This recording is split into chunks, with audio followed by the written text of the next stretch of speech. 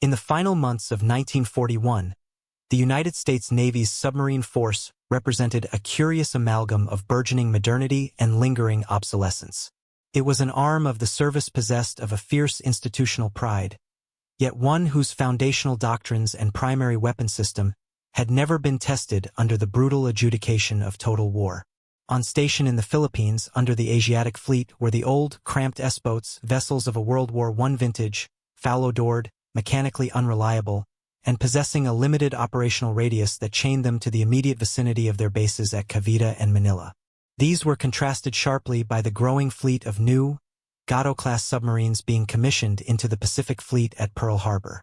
These were large, long-range fleet boats, designed as submersible fleet scouts and screening elements for the battle line of battleships that constituted the core of American naval strategy. They were equipped with excellent air conditioning, refrigerated food storage, and freshwater distilling units that made extended patrols not merely possible, but sustainable. Critically, they were armed with what was believed to be the world's most advanced naval weapon, the Mark 14 steam-driven torpedo, a complex piece of machinery equipped with a revolutionary Mark 6 magnetic influence exploder, designed to detonate beneath a ship's keel and break its back with the force of the water hammer effect. In conjunction with the highly sophisticated torpedo data computer, an analog mechanical computer that could solve the complex trigonometry of a firing solution with astonishing speed and accuracy, the American submarine force believed it possessed a decisive technological edge over any potential adversary. This belief, however, was a brittle and untested hypothesis, a peacetime assumption constructed in the sterile environment of carefully controlled exercises and proving ground tests, and it would soon be shattered against the harsh realities of combat. The inventory of assets on December 7, 1941, reflected a force in transition, numerically modest but with a significant industrial potential just beginning to stir. The Pacific Fleet, headquartered at Pearl Harbor, could count 29 operational submarines, mostly modern Porpoise, Salmon, Sargo, Tambor, and the newest Gato-class boats. The Asiatic Fleet, a tripwire force in the Philippines, possessed 29 submarines as well, but 23 of these were the aged S-boats, leaving only 6 modern fleet boats to face the imminent Japanese onslaught. In the Atlantic, another 51 submarines were on duty, primarily engaged in neutrality patrols and anti-German submarine warfare training, a theater that for the moment seemed the more pressing concern. The human element was a small, tight-knit community of volunteers. The submarine service was a professional cadre, but its doctrine was fundamentally cautious and wedded to the now obsolete concept of a decisive fleet engagement. Skippers were trained to conserve their precious torpedoes, to attack only high-value warships, and to adhere to a deeply ingrained peacetime mentality of risk aversion. They were forbidden from attacking passenger ships and were expected to give warning to merchant vessels before sinking them, in accordance with international prize rules. This entire doctrinal framework, built for a limited, gentlemanly conflict, was predicated on the survival of the Pacific Fleet's battle line, a line of steel that was, in the placid morning hours of a Hawaiian Sunday, moored unsuspectingly along Ford Island. When compared with its most likely adversary, the Imperial Japanese Navy, the American submarine force presented a mixed picture of strengths and weaknesses. The Japanese operated a diverse submarine fleet, including very large I-boats designed for long-range scouting and even carrying reconnaissance floatplanes. Their Type 93 Long Lance torpedo was, unknown to the Americans, a technically superior weapon, using compressed oxygen for propulsion, which left no visible wake and possessed a far greater range and warhead size than the American Mark 14. However, Japanese submarine doctrine was even more rigidly tied to the concept of fleet action than the American version. Japanese submarine commanders were obsessed with sinking enemy capital ships, often to the exclusion of all other targets. They viewed the targeting of merchant vessels as a dishonorable waste of resources and a distraction from their primary purpose of whittling down the American battle fleet in preparation for the Kantai-Kessen, the one great decisive battle that would determine the fate of the war. This institutional fixation on warships would prove to be a catastrophic strategic error. While the Japanese possessed a superior torpedo and excellent night optics, their operational employment of submarines would lack the flexibility and strategic insight that the Americans would be forced, through bitter experience, to develop. The American force, in contrast, possessed the latent industrial capacity to outbuild Japan many times over, and was equipped with superior sonar and the revolutionary, if not yet fully understood, technology of radar, a technology in which the Japanese lagged disastrously. The seeds of victory and defeat for both sides were thus present from the very beginning, embedded in their respective technologies, doctrines, and national industrial characters. Change was already stirring beneath the surface, foreshadowed by budget appropriations and construction orders that spoke of a coming storm. The Two-Ocean Navy Act of 1940 had authorized a massive expansion of the fleet, and the submarine force was a key beneficiary. Contracts had been let to the traditional submarine builders, Electric Boat Company in Groton, Connecticut, and the Portsmouth Naval Shipyard in Kittery, Maine. But in a move of unprecedented industrial ambition, the Navy had also awarded a contract to the Manitowoc Shipbuilding Company in Wisconsin, a firm that had never before built a submarine. Manitowoc would construct entire Gato-class submarines on the shores of Lake Michigan, launch them sideways into the Manitowoc River, and then float them down the Mississippi River in a specially designed floating drydock to New Orleans for deployment. This geographical absurdity was a testament to the sheer scale of the industrial mobilization underway. Furthermore, new technologies were on the horizon. Primitive air search radars were being fitted to some boats, giving them the ability to detect aircraft beyond visual range, a critical defensive tool. Even more importantly, a new, more advanced surface search radar, the SJ, was in development. This microwave radar promised the ability to detect surface ships at night and in fog with unprecedented clarity, potentially transforming the submarine from a daylight periscope hunter into a nocturnal apex predator. These programs were not yet mature, the boats were still on the slipways, and the radar sets were laboratory prototypes, but they represented a future that was rapidly approaching, a future that the events of a single December morning would accelerate with violent catalytic force. The external shock arrived at 7:55 a.m. Hawaiian time on December 7, 1941. The attack on Pearl Harbor was a tactical masterpiece and a strategic cataclysm. For the submarine force, the physical damage was negligible. Only 4 of its submarines were in the harbor, and all escaped serious harm. The true impact was psychological and doctrinal. With the Pacific Fleet's battleship row shattered and burning, the submarine force, along with the aircraft carriers that had been providentially at sea, was suddenly elevated from a supporting role to one of the primary offensive arms of the United States Navy in the Pacific. Just 6 hours after the first bombs fell, a dispatch was sent from the Office of the Chief of Naval Operations in Washington, D.C. The message was terse and unequivocal. Execute unrestricted air and submarine warfare against Japan, with that single command, decades of peacetime doctrine, adherence to international prize law, and the cautious mindset of attacking only warships were jettisoned. Every Japanese-flagged vessel, from super battleship to fishing trawler, was now a legitimate target. It was a declaration of total war at sea, a strategic decision born of rage and desperation, and it fell to the men of the silent service to carry it out. The war for the submariners of the Pacific had begun, and they put to sea from Pearl Harbor and Manila with a sense of grim purpose, their holds filled with the wonder weapon, the Mark 14 torpedo, ready to exact a terrible revenge. The immediate high-level response was one of channeling national fury into industrial production. President Franklin D. Roosevelt, in his addresses to the nation and to Congress, spoke of turning the United States into the arsenal of democracy, and the submarine construction program became a prime example of this new reality. The ambitious goals set before the war were now seen as insufficient. Production schedules were drastically accelerated. The War Production Board was established to orchestrate this colossal undertaking, overriding civilian priorities and funneling steel, copper, and skilled labor into naval shipyards. The Navy's Bureau of Ships worked hand-in-glove with private contractors like Electric Boat and public yards like Portsmouth and Mare Island to streamline designs, eliminate production bottlenecks, and increase output at a pace that was, by any pre-war standard, miraculous. At the peak of the program, a new Gato or Balao-class fleet submarine was being commissioned, on average, every 2 weeks.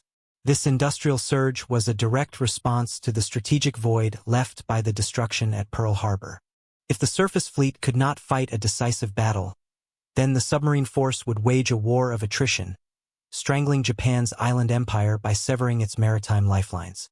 The strategy was simple, brutal, and entirely dependent on the ability of American industry to produce submarines faster than the Japanese could sink them. This mobilization was not a simple matter of issuing orders. It required the creation of a vast and complex bureaucratic infrastructure to manage the effort. Joint committees and new boards proliferated, each tasked with a specific slice of the war effort. The combined chiefs of staff coordinated overall Allied strategy, while within the Navy Department, the Office of the Vice Chief of Naval Operations for Logistics, created under Admiral Frederick J. Horn, became the central nervous system for procurement and supply. A critical entity for the submarine force was the Bureau of Ordnance, or BUORD. This powerful and deeply conservative organization was responsible for the design, procurement, and performance of all naval weaponry, including the Mark 14 torpedo. The initial reports filtering back from the first war patrols in early 1942 were deeply troubling, filled with accounts of perfect shots resulting in no detonation. These reports landed on desks within BUORD, where they were met with institutional skepticism and denial. The Bureau insisted that its torpedo was the finest in the world and that the failures must be the result of poor maintenance, improper firing solutions, or outright cowardice on the part of the submarine commanders. This bureaucratic inertia would create a second internal front for the submarine force, a battle not against the Japanese, but against their own faulty weapon and the intransigent organization that refused to admit its flaws. The mobilization for war was not just industrial. It was also a painful and protracted struggle to force the Navy's own technical bureaus to confront unwelcome truths. The physical expansion of the manufacturing base was a spectacle of American industrial might. At Groton, Connecticut, the Electric Boat Company expanded its facilities at a frantic pace. Its slipways crowded with the skeletal frames of new submarines, the air thick with the cacophony of riveting hammers and the blue glare of welding torches. At the Portsmouth Naval Shipyard, a government-owned facility, a workforce that swelled with thousands of newly trained men and women, many of them from inland states, learned the intricate art of submarine construction. But the most stunning feat was at Manitowoc, Wisconsin. There, on the shores of Lake Michigan, far from any ocean, the company adapted its expertise in building lake freighters and car ferries to the far more complex task of assembling fleet submarines. They devised a system of modular construction, building large sections of the hull in their workshops and then lifting them into place with a massive crane. The finished submarines, 311 feet long and displacing over 1,500 tons, were then launched sideways into the narrow river, a dramatic and perilous maneuver that became a local civic event. To move the completed boats to the sea, a specially constructed floating drydock named the Frog was used to lift them over the shallow portions of the Illinois and Mississippi rivers. A total of 28 submarines were built in this improbable location and delivered to the war effort, a testament to the ingenuity and sheer brute force of the American production machine. This industrial base was the ultimate author of the submarine campaign's success, a vast, unseen partner to every boat on patrol. The technological heart of the matter, and the source of the most profound crisis in the early years of the submarine war, was the Mark 14 torpedo and its accompanying Mark 6 exploder. For the first year and a half of the war, American submariners waged a campaign of immense courage and equally immense frustration. Boat after boat would achieve a perfect attack position, fire a spread of torpedoes, and hear the sickening, metallic clang of the warhead striking the target's hull without detonating. Sometimes the torpedoes would run deeper than set, passing harmlessly beneath the target. Sometimes they would run true, strike the ship, and prove to be duds. And sometimes they would inexplicably explode before even reaching their target. The crew's faith in their primary weapon was shattered. Commanders reported their failures back to Pearl Harbor, where they were initially dismissed by the Bureau of Ordnance as excuses. The turning point came with the ascent of Vice Admiral Charles A. Lockwood to the command of the Submarine Force, Pacific Fleet, SubPac, in February 1943. Lockwood was a submariner's submariner who trusted his skippers implicitly. He refused to accept BUORD's explanations. In June 1943, he ordered his own field test. At Frenchman Bay near Albany, Australia, he had his men string a large fish net across the bay and fired a series of warshot torpedoes, without warheads, at it. He discovered that the Mark 14 consistently ran 10 to 11 feet deeper than its depth setting indicated. The torpedoes were not missing. They were running clean under the targets. Lockwood ordered all subpack torpedoes to be set to run at a much shallower depth, and immediately the number of hits began to climb. This initial success, however, only unmasked the second and third flaws in the weapon system. With the depth problem corrected, torpedoes were now physically striking their targets, but an alarming number were still failing to explode. The problem was traced to the complex Mark VI magnetic influence exploder, which was designed to sense the magnetic field of a steel hull and detonate without direct contact. It was a brilliant concept, but it was overly sensitive and prone to premature detonation, especially in the variable magnetic fields of the South Pacific.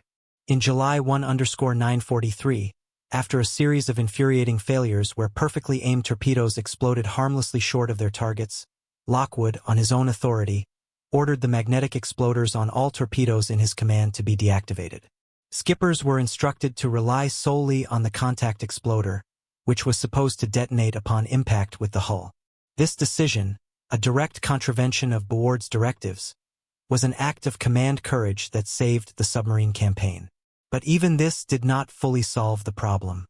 With the torpedoes now hitting their targets at the correct depth, and the magnetic feature disabled, a new failure mode emerged. Perfect 90-degree hits on the side of a ship were resulting in duds. The contact exploder's firing pin mechanism was too delicate. When a torpedo struck a hull squarely, the immense deceleration would crush the firing mechanism before it had time to function. It only worked reliably with oblique, glancing blows. In September 1943, after yet another series of frustrating patrol reports, Lockwood authorized a final, definitive test. He ordered the submarine USS Muskellunge to fire torpedoes against the sheer cliffs of the Hawaiian island of Kahoolawe. The first two torpedoes, fired to strike at a 90-degree angle, were duds. A third, fired to strike at an angle, detonated perfectly.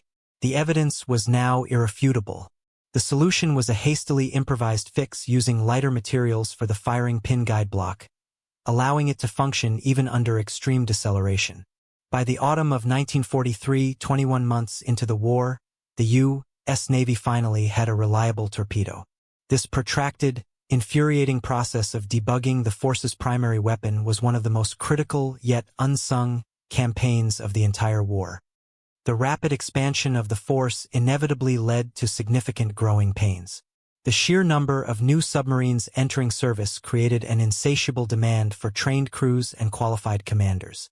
The pre-war submarine school at New London, Connecticut, expanded its classes dramatically, pushing thousands of officers and enlisted men through a compressed and intensified training curriculum. This rapid influx meant that by 1944, many submarines were going on patrol with crews where a significant percentage of the men had never been to sea in a submarine before. The learning curve was vertical and unforgiving. Skippers, often on only their first or second command, had to meld these green crews into cohesive fighting units while actively hunting in enemy waters. There were also technical issues with the boats themselves. The Gatto-class design, while excellent, proved to be somewhat overweight, and post-delivery modifications often exacerbated the problem, affecting their diving speed and depth performance. Inter-service rivalries also created friction.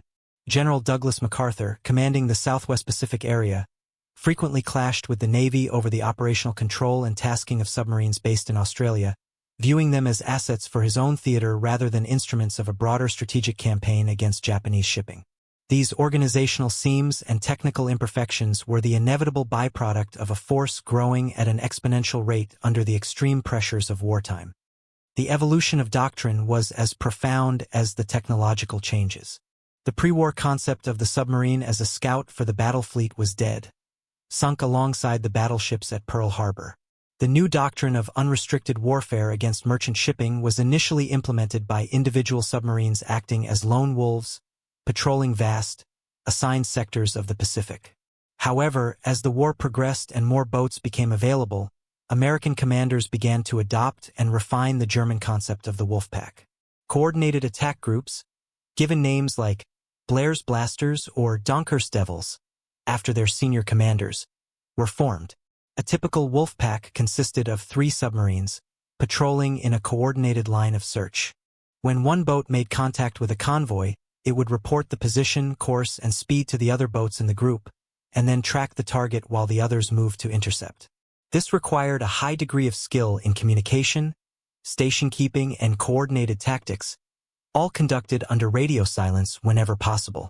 The introduction of the SJ surface search radar was the key enabler of these new tactics. It allowed submarines to operate with lethal effectiveness on the surface at night. A wolf pack could now shadow a convoy from a safe distance using radar, and then close in for a series of sequential surface attacks in the dark, a tactic the Japanese, lacking effective shipborne radar, found almost impossible to counter. The role of the fighter also evolved. Initially designed to sink ships with torpedoes, submarines increasingly took on the role of lifeguards, with standing orders to divert from their patrol tracks to rescue downed American aviators, a mission that did wonders for the morale of the carrier pilots. The view from the cockpit, or more accurately, from the periscope well and the bridge, was one of immense strain, long periods of mind-numbing boredom punctuated by moments of sheer terror. An early patrol in 1942 was a far different experience from one in late 1944. In the beginning, the primary challenges were simply navigating the vast, poorly charted expanses of the Pacific, avoiding Japanese air patrols, and enduring the crushing disappointment of faulty torpedoes.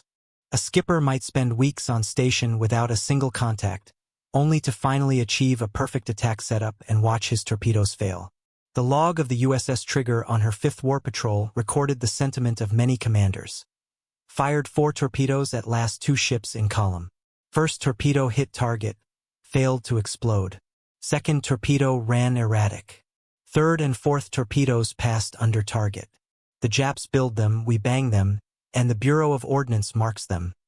The weather was a constant adversary, with typhoons capable of battering a submarine on the surface and making life below decks a misery. Navigation relied on celestial fixes, dead reckoning, and peering at often inaccurate charts. The simple act of finding a small convoy in the immensity of the ocean was a monumental challenge of patience and skill. Anecdotal evidence from these early patrols paints a vivid picture of the on-the-job training that characterized the campaign. The submarine USS S-38, one of the ancient S-boats in the Philippines, under the command of Lieutenant Refford Moonchapel, provided one of the first glimmers of success. On December 22, 1941, penetrating Lingayen Gulf amidst the Japanese invasion fleet, Chapel found himself in a target-rich environment. In a daring attack, he fired 4 torpedoes at a 5,000-ton transport and was rewarded with a powerful explosion, sending the Heo Maru to the bottom. It was a small victory in a sea of defeats as the Philippines fell, but it was a vital proof of concept. Other stories illustrated the sheer audacity required. The crew of the USS Seawolf experienced the terror of being hunted after attacking a convoy. For over 48 hours, they were subjected to a relentless depth charge attack. The lights shattered, cork insulation rained down from the overhead, pipes burst, and the steel hull groaned and creaked under the immense pressure of the explosions, each one a hammer blow that threatened to rupture the boat and send it to the crushing depths. The crew could only lie in their bunks, silent and sweating, as the Japanese destroyers passed overhead, their sonar pinging relentlessly against the hull. Survival in these encounters was a matter of skill, endurance, and sheer luck, and for every crew that survived, there was another that was lost without a trace, a silent victim of the deep war. The inexperience of the newly minted crews was a constant factor, but it was often counterbalanced by raw courage and American ingenuity. Men who had been civilians only months before were now tasked with operating some of the most complex machinery of the war. There were stories of resourcefulness, such as the crew who repaired a damaged periscope using parts cannibalized from a captured Japanese washing machine. There were also moments of gallows humor that became legendary within the force. After sinking a Japanese vessel in a particularly aggressive surface attack, Lieutenant Commander Dudley Mush Morton of the USS Wahoo sent a simple, triumphant message back to Pearl Harbor. In 10-hour running gun and torpedo battle, sank 1 large freighter, 1 medium freighter, 1 small freighter, and 1 sampan. All torpedoes expended. Returning to base, his aggressive tactics, which included surfacing in broad daylight to engage targets with his deck gun, were initially viewed as reckless by the naval establishment, but they produced results and electrified the submarine force. Morton demonstrated that a submarine could be an offensive, brawling weapon, not just a stealthy ambusher.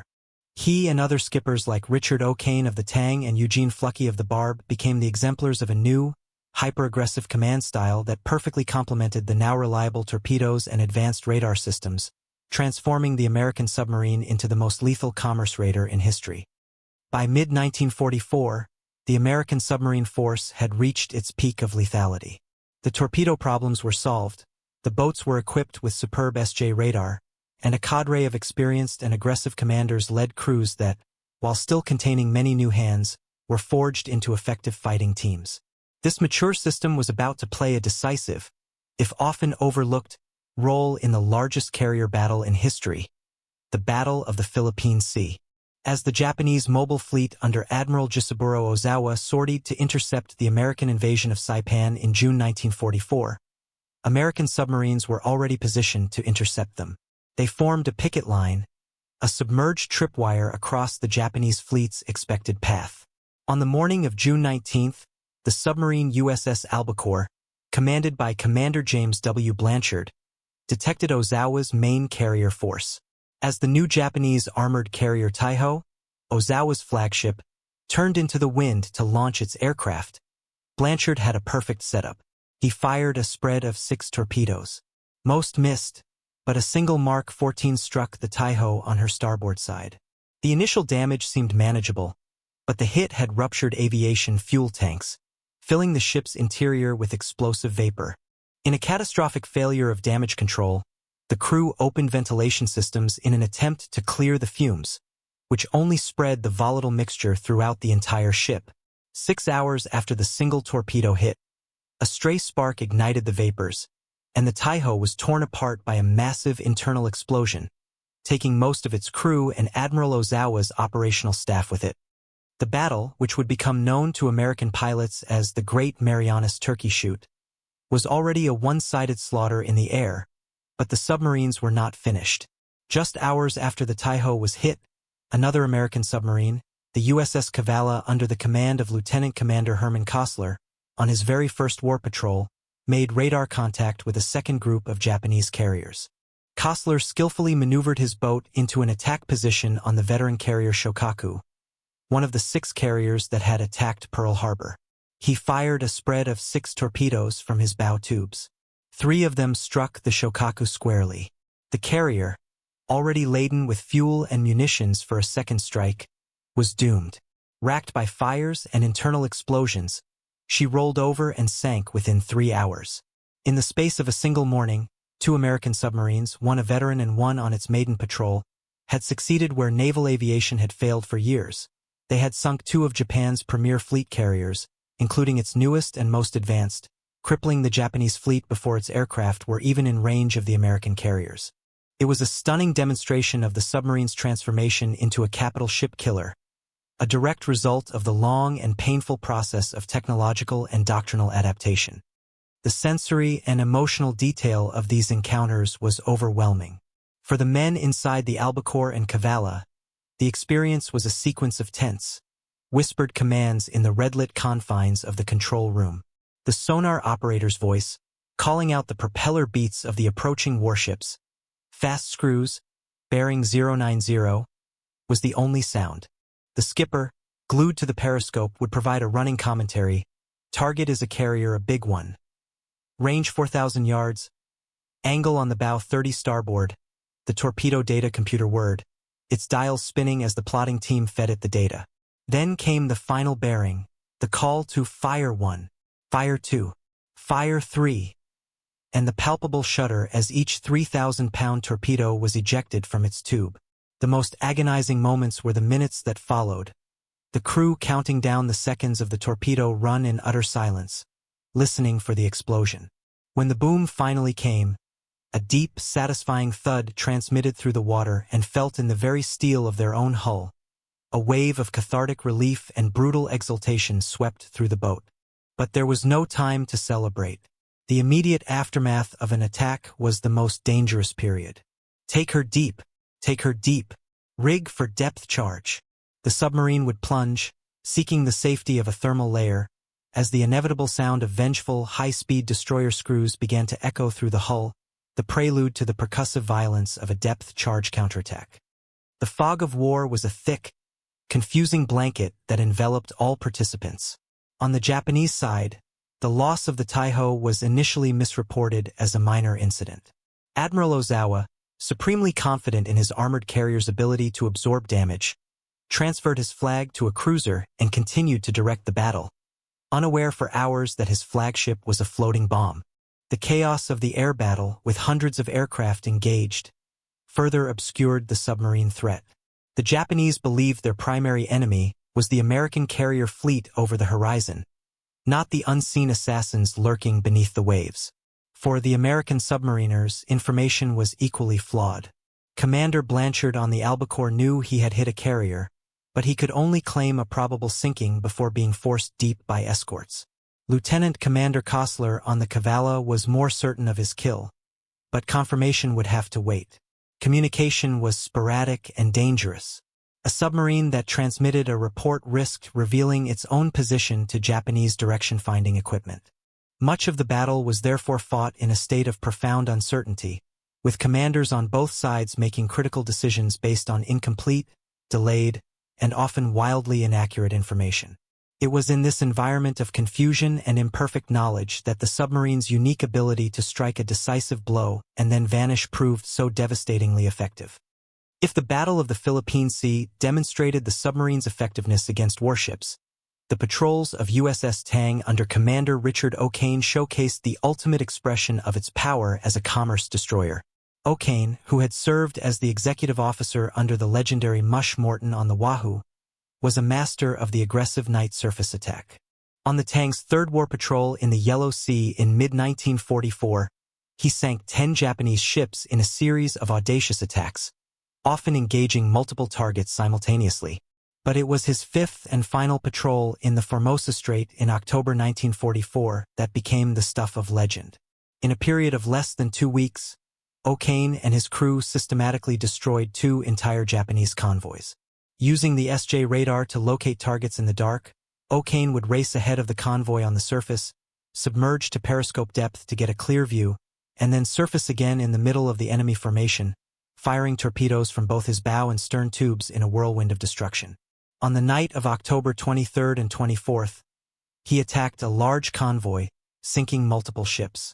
Pursued by escorts, he submerged, reloaded his torpedo tubes, and then surfaced to chase down the fleeing remnants of the convoy, sinking several more. It was an act of tactical brilliance and supreme audacity.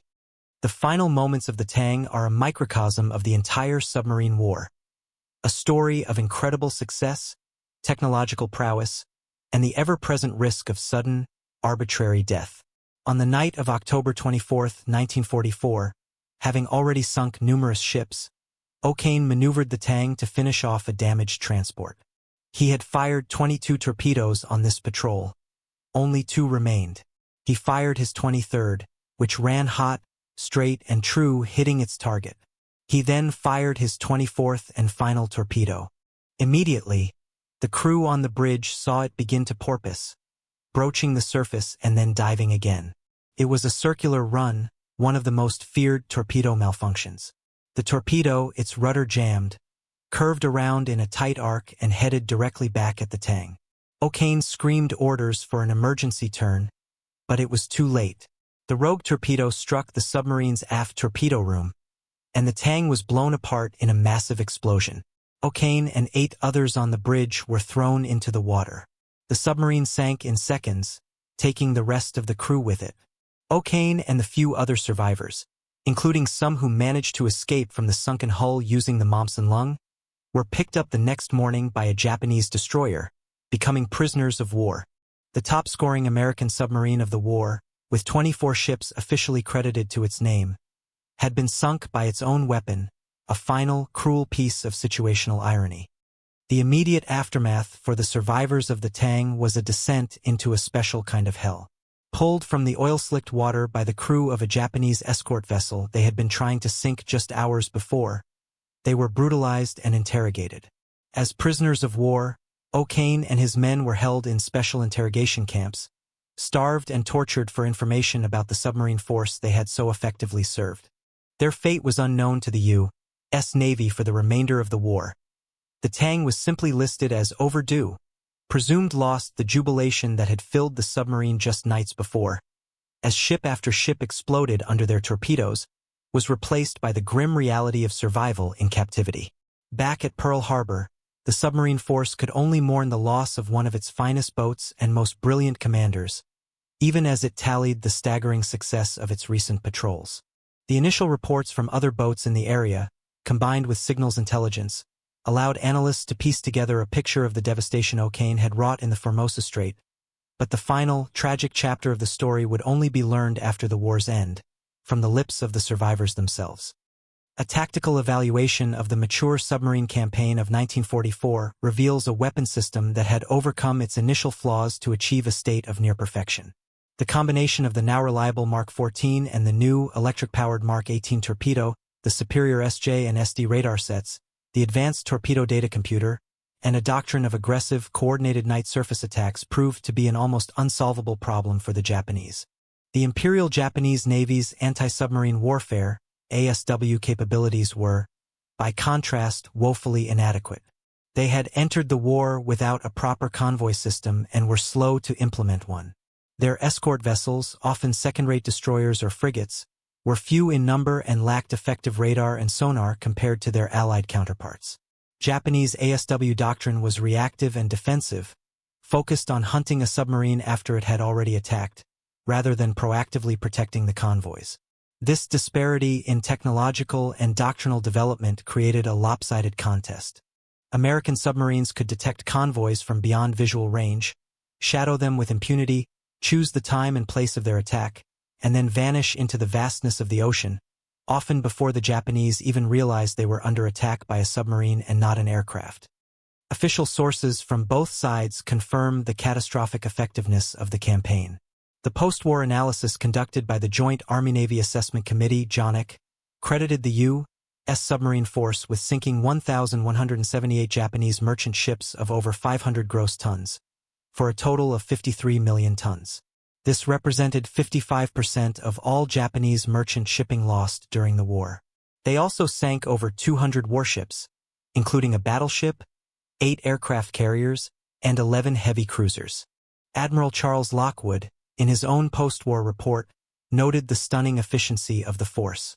Submarines constituted less than 2% of the entire U.S. Navy's personnel, yet they accounted for over half of all Japanese maritime losses.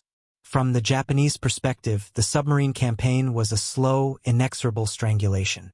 A post-war interrogation of former Prime Minister Hideki Tojo revealed that the highest levels of Japanese leadership were aware of the shipping crisis long before the end. He stated, "The sinking of our merchant vessels by American submarines was a decisive factor. It was a battle of attrition, and we were losing." Another high-ranking official, Naokuni Nomura, the former Navy minister, stated simply, "I think the submarine was the cause of our defeat. It was the submarine alone that brought about the collapse of our country." The dry, official language of these reports masked a strategic reality of staggering consequence. The grand summary of the American submarine campaign is a story of dramatic and complete institutional transformation. The force that entered the war in 1941 was a cautious, doctrine-bound organization armed with a disastrously flawed weapon, its purpose tied to a fleet that was annihilated on the first day of the conflict. The force that emerged victorious in 1945 was a technologically advanced, tactically audacious, and strategically decisive instrument of sea power. The pre-war submarine, a daylight ambush predator, had evolved into a nocturnal pack hunter. The Gado, Balao, and Tench-class boats that formed the backbone of the late-war force were among the most complex and effective weapon systems of their time, platforms that seamlessly integrated advanced radar, sonar, and computation with reliable and deadly torpedoes. The institution itself had changed, shedding its peacetime conservatism and embracing a culture of calculated aggression, personified by skippers like Morton, O'Kane, and Fluckey. This transformation was not seamless or preordained. It was forged in the crucible of early defeats, driven by the intellectual honesty and command courage of leaders like Lockwood, and paid for with the lives of 3,505 submariners and 52 boats lost on patrol. the highest casualty rate of any branch of the U.S. Armed Forces. When re-evaluating the submarine forces standing relative to its adversary, the outcome is stark. The Imperial Japanese Navy, which began the war with superior torpedoes and a highly trained submarine corps, was strategically outmaneuvered and technologically surpassed. Its rigid focus on sinking warships and its neglect of anti-submarine warfare proved to be a fatal miscalculation. While individual Japanese submarine commanders demonstrated great skill and courage, their efforts were squandered by a flawed grand strategy. The American force, by contrast, adapted. It identified its most critical vulnerability, the faulty torpedo, and ruthlessly pursued a solution. It identified its enemy's most critical vulnerability, the merchant marine, and relentlessly exploited it. By 1945, American submarines roamed the seas with near impunity. In Operation Barney, a group of submarines penetrated the heavily mined Tsushima Strait to enter the Sea of Japan, a body of water the Japanese considered an inviolable sanctuary, and proceeded to decimate the last remnants of their coastal shipping. This final, audacious act symbolized the totality of American undersea supremacy. The Silent Service had not just won its war. It had achieved a level of dominance over its adversary that was nearly absolute. The concluding thesis of the Pacific Submarine War transcends a simple narrative of victory and defeat. It is a powerful illustration of the interplay between industrial capacity, technological adaptation, and strategic flexibility. Japan was not ultimately defeated by a single, decisive battle in the tradition of Tsushima or Trafalgar. It was defeated by the cumulative effect of thousands of small, unseen actions, by the relentless destruction of its logistical capacity, one freighter at a time. The American submarine campaign demonstrated that a nation's ability to wage modern, industrial war is utterly dependent on its ability to secure its sea lanes of communication.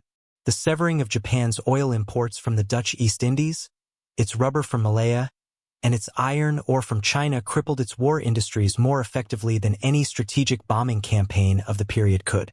The submarines emptied Japan's fuel tanks, idled its factories, and ultimately starved its population. The atomic bombs dropped on Hiroshima and Nagasaki in August 1945 were the final, dramatic blows that compelled surrender, but the foundation for Japan's defeat had already been laid, deep beneath the surface of the Pacific Ocean, by the quiet, patient, and ruthlessly effective work of the men in the Silent Service.